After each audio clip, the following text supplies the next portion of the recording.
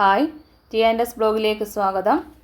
നിങ്ങളെല്ലാവരുടെയും മനസ്സിൽ ഫുട്ബോൾ എന്ന് പറയുമ്പോഴേ നിങ്ങളുടെ മനസ്സിനെ കീഴടക്കുന്ന one and only football king നെയ്മറിനെ കുറിച്ചാണ് ഇവിടെ പറയുന്നത്.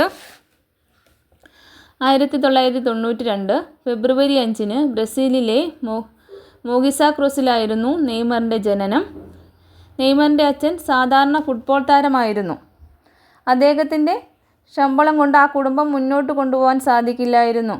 അതുകൊണ്ട് അദ്ദേഹം മക്കളെ പഠിപ്പിച്ചിരുന്നത് സാധാരണ സ്കൂളുകളിലായിരുന്നു. സ്കൂളിൽ പഠനം കഴിഞ്ഞ് നെയ്മർ വീട്ടിലെത്തിയാൽ അദ്ദേഹം പഠിച്ചിരുന്നത് മെഴുകുതിരി വെട്ടത്തിലായിരുന്നു. കാരണം ആ വീട്ടിൽ കറണ്ട് ഉണ്ടായിരുന്നില്ല. പഠിക്കാൻ ക്ലാസ്സിലിരിക്കുമ്പോഴും അധ്യാപകർ ക്ലാസ് എടുക്കുമ്പോഴും നെയ്മറിൻ്റെ ചിന്ത എനിക്ക് ലോകമറിയുന്ന, ജനങ്ങളറിയുന്ന, ഫുട്ബോളിനെ അറിയുന്ന ആരാധകരിൽ എനിക്കൊരു സ്ഥാനം ഉണ്ടാക്കുക എന്നതായിരുന്നു. ആ ആഗ്രഹങ്ങൾ സഫലമാക്കാൻ വേണ്ടി അദ്ദേഹം കഠിന പ്രയത്നങ്ങൾ തന്നെ ചെയ്തു. നെയ്മറിലൊരു ഫുട്ബോളർ ഒളിഞ്ഞിരിക്കുന്നു എന്ന ചിന്ത വന്നത് മറ്റാരിലുമല്ല, അദ്ദേഹത്തിൻ്റെ അച്ഛനിൽ തന്നെയായിരുന്നു. അച്ഛനായിരുന്നു അവൻ്റെ ആദ്യത്തെ പരിശീലകൻ. പിന്നീടങ്ങോട്ട് സാവോപോളോയിലെ മൈതാനങ്ങൾ കീഴടക്കി ഫുട്ബോൾ എന്ന പാത തന്നിലേക്ക് അടുപ്പിക്കുകയായിരുന്നു നെയ്മർ. 11 വയസ്സ് തികയുമ്പോഴേക്കും നെയ്മറായിരുന്നു ആ നാട്ടിലെ മികച്ച ഫുട്ബോളർ. ആ മികവ് അവനെ എത്തിച്ചത് സാൻഡോസിലേക്കായിരുന്നു. 3 വർഷം കൊണ്ട് സാൻഡോസിലെ കളികളിൽ അവൻ 100ാമത്തെ ഗോൾ തികച്ച് ഫുട്ബോൾ ആരാധകരിലേക്കുള്ള ജൈത്രയാത്ര തുടർന്നു.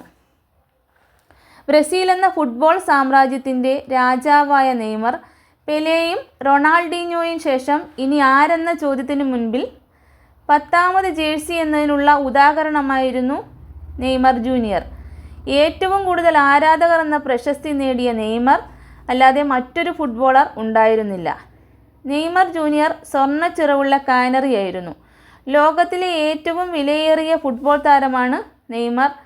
മനുഷ്യനെ ഒരു കാൽപന്തിലൂടെ മയക്കുന്ന ലഹരിയാണെങ്കിൽ അതിനെ മയക്കുന്ന ഫുട്ബോൾ രാജാക്കന്മാർ ബ്രസീലുകാർ തന്നെയായിരുന്നു. പരിഹാസങ്ങളേറെ കേട്ടിട്ടുണ്ട്, പരിക്കുകളേറെ നോവിച്ചിട്ടുണ്ട്, പലർക്കു മുന്നിലും തലകുനിച്ചു നിന്നിട്ടുണ്ട്. എന്നാലും കാൽപന്തിനെ നെഞ്ചോട് ചേർത്ത കാനറികളിൽ പാരീസുകളുടെ രക്ഷകനാകാൻ അദ്ദേഹത്തിന് കഴിഞ്ഞിട്ടുണ്ട്. എല്ലാ വിമർശനങ്ങളെയും ചിരിച്ചുകൊണ്ടു നേരിട്ട് കാൽപന്തിലൂടെ കളിക്കാനുള്ള പ്രചോദനമാക്കിയ ഒരേ ഒരാളെയുള്ളൂ, one and only Neymar junior. 2023 Saudi ക്ലബായ അൽ ഹിലാലിൽ ചേർന്ന അദ്ദേഹം 2025 ജനുവരിയിൽ സാൻഡോസിലേക്ക് മടങ്ങി. 18ാം വയസ്സിൽ ബ്രസീലിന് വേണ്ടി അരങ്ങേറ്റം കുറിച്ച നെയ്മർ രാജ്യത്തെ ഏറ്റവും കൂടുതൽ മത്സരങ്ങൾ കളിച്ച 2ാമത്തെ കളിക്കാരനായി മാറി. 128 മത്സരങ്ങളിൽ നിന്ന് 79 ഗോളുകൾ നേടിയ അദ്ദേഹം രാജ്യത്തെ എക്കാലത്തെയും മികച്ച ഗോൾ സ്കോററാണ്. 2012 സമ്മർ ഒളിമ്പിക്സിൽ പുരുഷ ഫുട്ബോളിൽ ഒളിമ്പിക്സ് വെള്ളി മെഡലുകൾ നേടുകയും ചെയ്തു. നിങ്ങൾക്ക് ഈ വീഡിയോ ഇഷ്ടമായാൽ watch this video. Thank you.